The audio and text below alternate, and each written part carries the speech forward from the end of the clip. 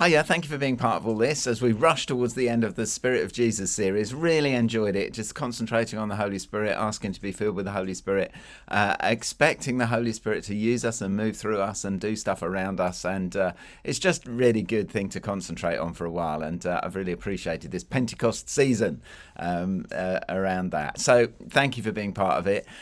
So we concluded it by looking at what is the Spirit of Jesus, the characteristics of Jesus, the non-physical aspects of Jesus that we can expect to see when we are filled with the Spirit of Jesus, and obviously that looks like love. It looks like the fruit of the Spirit: love and joy, peace, patience, kindness, goodness, gentleness, faithfulness, self-control.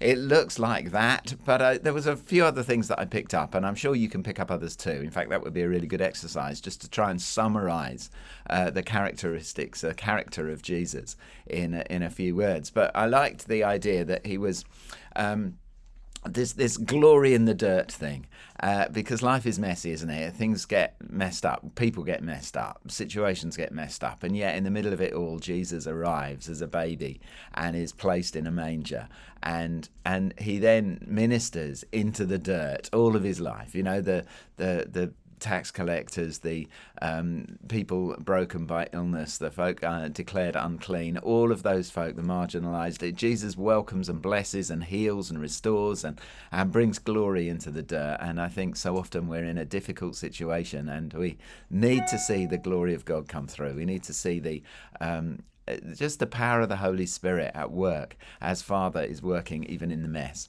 And then we talked about Jesus being powerful but not loud. I don't know what you thought about that, but often it seems to me that people who are filled with the Holy Spirit, who are trying to do really good things, are just loud.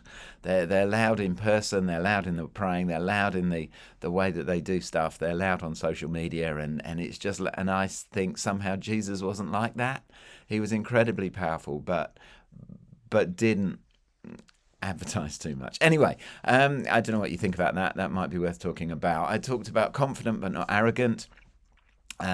Which I think probably speaks for itself, but it's just a beautiful phrase, I think, that I came across many years ago, and I just like that idea that Jesus had a self-confidence because he knew who he was, but he was never arrogant.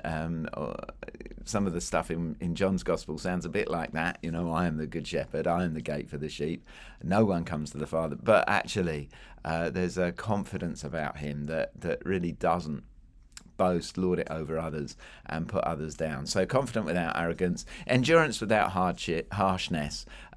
Jesus was consistently focused, and yet was never hard-hearted to those around him. And I just think that's amazing. And Lord, won't you soften our hearts? Lord, won't you give us resilience? Lord, won't you help us to keep going and give us courage? But Lord, keep our hearts soft. And then righteousness without legalism, and the way that Jesus was holy, the way that he was pure, righteous, and yet he didn't shout about it. He didn't put people off with his holiness. Rather, he drew people to him. So those are a few things for you to talk about, for you to emulate and model.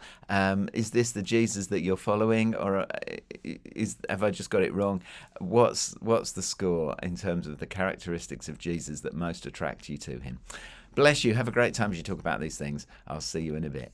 Bye-bye.